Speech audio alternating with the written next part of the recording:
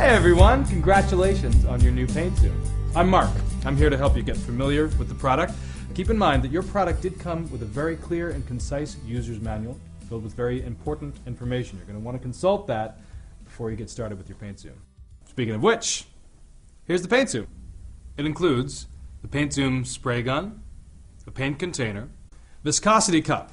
What is a viscosity cup? Well, the viscosity cup is used to measure and thin the paint. Okay? Right there, the hose, where would you be without it? And the motor base. Putting the whole thing together is really simple. Watch this. Spray gun, container. Simply screw the paint container onto the paint gun. Attach one end of the hose to the back of the gun, here, and the other end to the motor base. Plug it in, you're ready to go. Well, almost. First you have to prepare your space.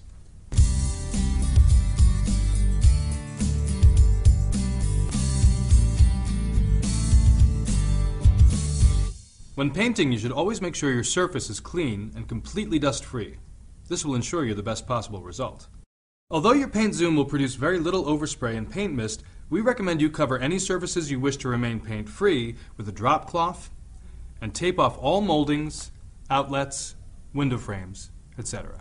And remember, keeping yourself safe is the most important thing. When painting, you always want to wear eye protection. You could use the big goggle kind like that, especially if you already wear glasses. I like to wear the smaller kind. It's really up to you. And you always want to breathe in as little paint fumes as possible. So you got your handy-dandy mask right here. You always want to wear that. I'm not going to wear it right now because then you won't be able to understand what I'm saying. But when you're painting, it's crucial that you wear yours. And of course, remember that your user's manual has very important safety information. You're always going to want to look that over before you start using your paint zoom.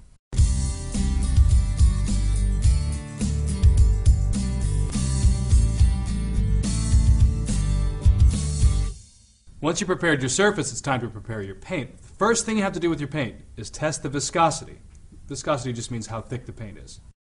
To test the viscosity of the particular paint you're using, simply dip the viscosity measuring cup into the paint and time how long it takes for the paint to empty completely from the cup. Now, if it takes longer than the time indicated in your instruction manual for that cup to empty completely, you're going to want to thin your paint. For the Paint Zoom and the Paint Zoom Deluxe, the indicated time is 50 seconds. For the Paint Zoom Platinum, the indicated time is 90 seconds. So when you're diluting, you start with a 10% dilution. That means 10% water, 90% paint. You give it a stir, you test the viscosity again, just add more water as you need to. To thin the paint, simply place your finger over the spout in the viscosity cup, fill it with water, let it drain into your mixing container, and give it a stir. Repeat this process until the paint reaches the desired viscosity. The next thing you want to do is strain the paint. Because Paint Zoom is a motorized paint sprayer, you want to make sure your paint is as particle-free as possible so it doesn't clog or splatter. To strain, simply place your paint strainer over the mouth of your Paint Zoom container and then pour your thinned and measured paint through it. If you're using other materials like stain and varnish, you'll rarely need to thin, but you can also refer to the thinning chart in your user's manual for further information. You're probably going to want to do all of your paint preparation in a separate container from the one that came with your Paint Zoom. Something like one of these, simple bucket, something you can mark off how much paint you used, how much water you used, so you can repeat your process later. Also, if you find you need additional paint containers than the one that came with your Paint Zoom, you can order our 3 additional containers online at www.paintzoom.com. All paint is different. Different paint types need to be used for different jobs. For this reason, you should always read the paint can for instructions about that particular paint. Also, we recommend you test your paint by test spraying onto a sheet of cardboard or scrap wood. This will also give you a little practice working with the distance and flow rate of your paint before you take it to the job. When you're spraying something high up, such as the top of a wall or a ceiling, you should angle the suction tube towards the rear of the paint container. Similarly, if you're working on a lower surface, like the floor, you should angle the suction tube towards the front of the container. This will ensure you waste the least amount of paint possible. One of the things that makes Paint Zoom so spectacular is its versatility. You can do multiple different types of projects because of this spray pattern adjuster. It's got 3 positions: horizontal, vertical, spot jet. Now let me show you how this works. For instance, setting the nozzle vertically is great for wide surfaces like walls or floors. The horizontal setting is best if used on ceilings and wood slats like you might find on fences. The spot jet setting is perfect for corners and other hard-to-reach areas.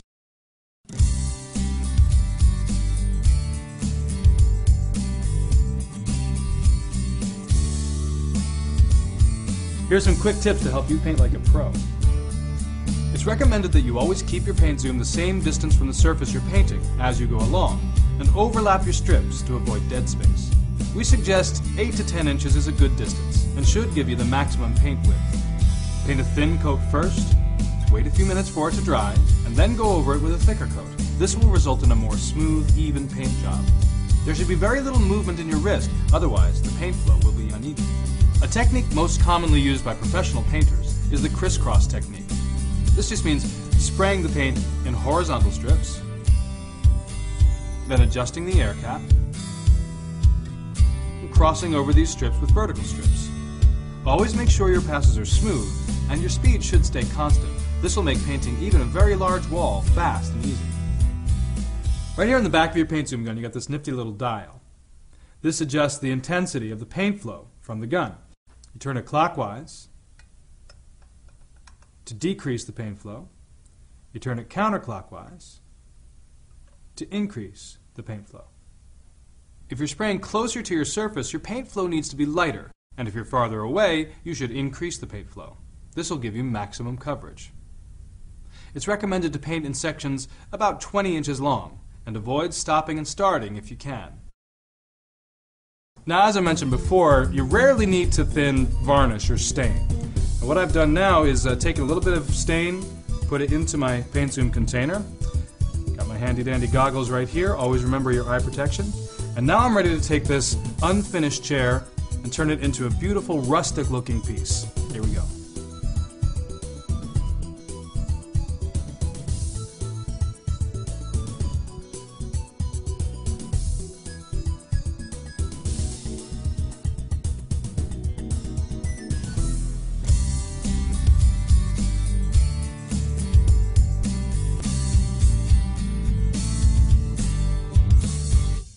Keeping your paint zoom clean is very important for a professional looking paint job. A good clean gun will ensure that paint colors don't get mixed together and that the flow is smooth and even. During a painting job, if you need to change your paint for any reason or take a break, all you need to do to clean out your gun and keep it working well is unscrew the paint container. If there's any paint left over, store it in a sealed container to preserve it so it can be reused later. Fill your paint container with warm water. Attach it to the gun. And then press the trigger on your paint gun and let the water run into a bucket until it is safely paint-free. When you're finished with your job, you should deep clean your paint zoom.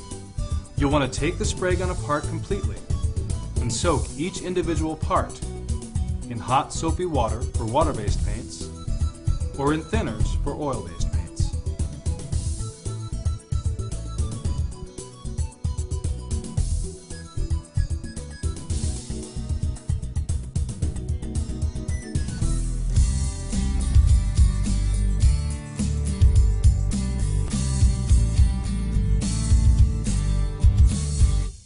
While using your paint zoom, you may come across a few simple problems. If you're getting uneven, splattered coverage, your paint is too thick. Try thinning or straining the paint.